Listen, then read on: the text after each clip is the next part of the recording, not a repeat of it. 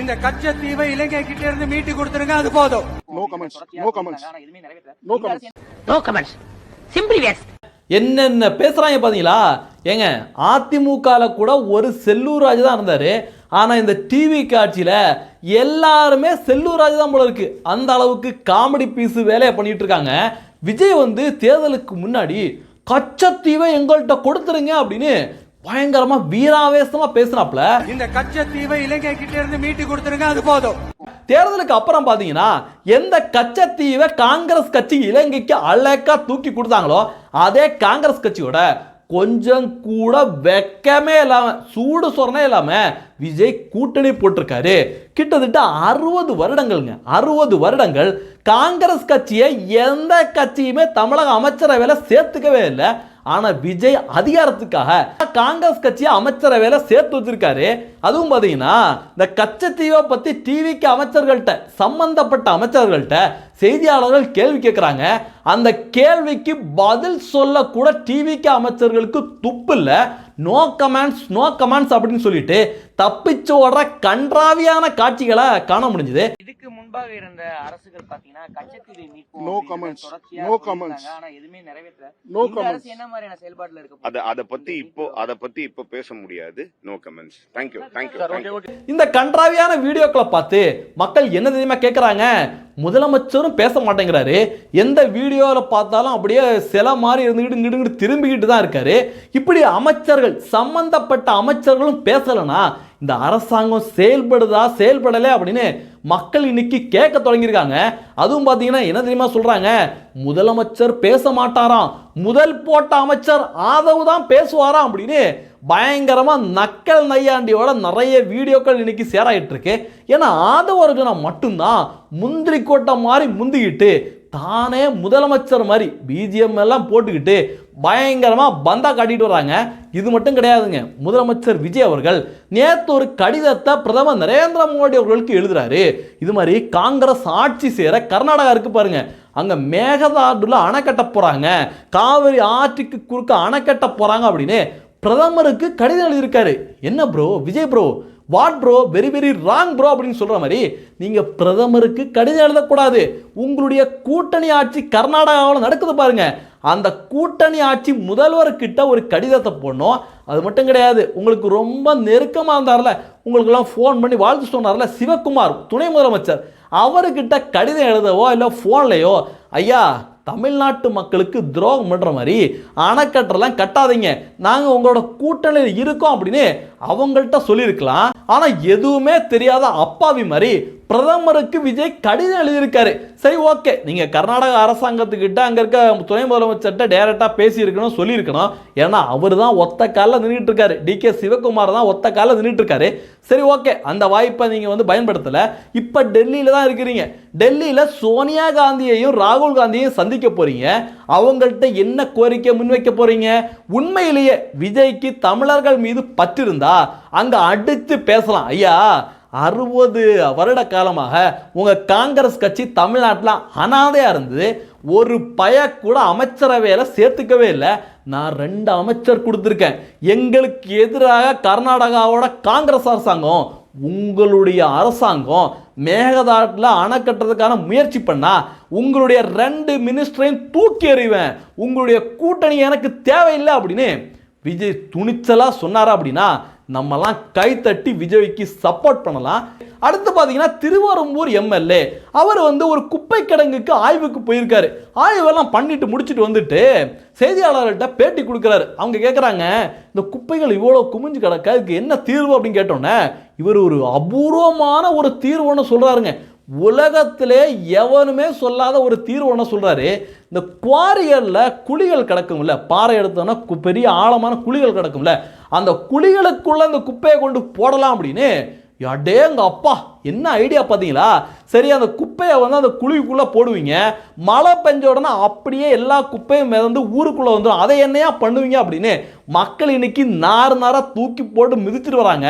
அது மட்டும் கிடையாதுங்க, குப்பைகளை அந்த மாதிரி போட்டால் நிலத்தடி நீர் கூட மோசமாக பாதிப்படையும், மனுஷனுக்கு ஏகப்பட்ட தீங்குகள் ஏற்பட வாய்ப்பு இருக்கு.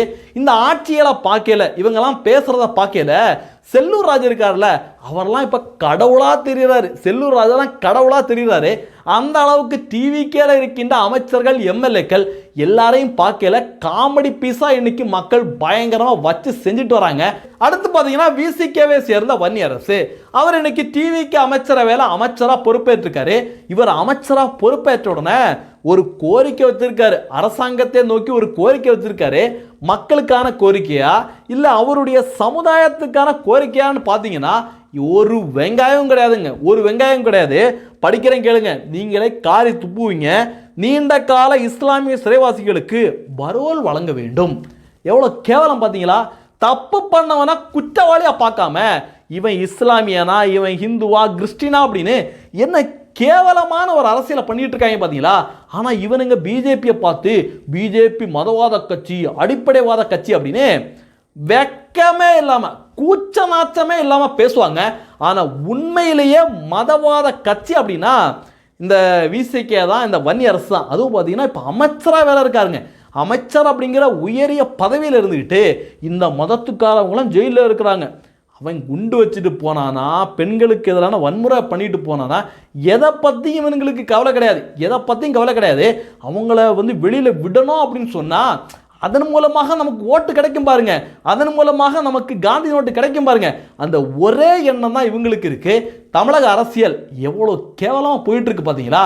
இதே வன்னியரசு கிட்ட செய்தியாளர்கள் இன்னொரு கேள்வியை கூட கேட்குறாங்க. அதுக்கு வன்னியரசு சொன்ன பதில் இருக்க, அடேங்க அப்பா, வன்னியரசு மாதிரி உலகத்தில் எவனாலையும் முட்டே கொடுக்க முடியாது, அந்த மாதிரி முட்டு கொடுத்துருக்காரு. செய்தியாளர்கள் என்ன கேட்குறாங்க அப்படின்னா, கோயம்புத்தூரில் அந்த குழந்தை இறந்து போச்சுல, அதற்கான பத்திரிகையாளர் சந்திப்பின் போது காவல்துறை அதிகாரிகள் கக்கான்னு சிரிச்சாங்கல்ல, அதை பற்றி கேட்ட உடனே ஏன் காவல்துறை அதிகாரிகள் சிரிக்கக்கூடாதா, சிரிச்சதில் என்ன தப்பு அப்படின்னு இந்த வன்னியரசு அமைச்சர் பதவியேற்று இப்போ கூட அந்த இங்கு கையெழுத்து போட்ட இங்கு கூட காஞ்சிருக்காது. அதுக்கு முன்னாடி இந்த டிவிகேவுக்கு என்ன முட்டு, அடேங்க அப்பா. இதே மாதிரி தான் இப்போ தாவேக்காவுக்கு எந்த மாதிரி மரண முட்டு கொடுக்குறாங்களோ இதே மாதிரி தான் திமுகவுக்கு முட்டு கொடுத்து ஸ்டாலினை சொந்த தொகுதியிலே அவுட் ஆக்கி கொளத்தூரில் மண்ணை கவ வச்சதுல இந்த விசிகே காரவங்களுக்கு பெரிய பங்கு இருக்கு. அடுத்து விஜய குஜிலி மாசு பண்ண போறாங்க அப்படிங்கிற தகவல் கூட இப்போ வந்துட்டு இருக்கு. அடுத்து பார்த்தீங்கன்னா இந்த டிவிகே ஆட்சிக்கும் இந்த திமுக ஆட்சிக்கும் பெரிய வித்தியாசமே கிடையாதுங்க. திமுகவும் பல தேர்தல் அறிக்கைகளை அடுக்கி விட்டு அள்ளி விட்டு மக்களை ஏமாற்றி ஆட்சிக்கு வந்துட்டு அடுத்து எல்லாமே கையை விரிச்சிட்டு ஐயா நிதி இல்லையா அப்படின்னு என்னென்ன சீனை போட்டாங்களோ அதே மாதிரி தான் விஜயோட அரசாங்கமும் சீனை போட்டுட்டு இருக்காங்க. இதே விஜய் தேர்தலுக்கு முன்னாடி என்ன தெரியுமா பேசினாரு பாருங்க. உழவர்கள் உள்ளம் மகிழும் திட்டங்கள், அதுல 5 ஏக்கருக்கும் குறைவான நிலம் வைத்திருக்கும் விவசாயிகளுக்கு வேளாண் கூட்டுறவு சங்கங்களிலிருந்து பெறப்படும் அனைத்து பயிர் கடன்களுக்கு முழு தள்ளுபடி. 5 ஏக்கருக்கும் அதிகமான நிலம் வைத்திருக்கும் விவசாயிகள் பெறும் வேளாண் கூட்டுறவு சங்க பயிர் கடன்களுக்கு 50% தள்ளுபடி. என்னென்ன உருட்டி இருக்காங்க பாத்தீங்களா?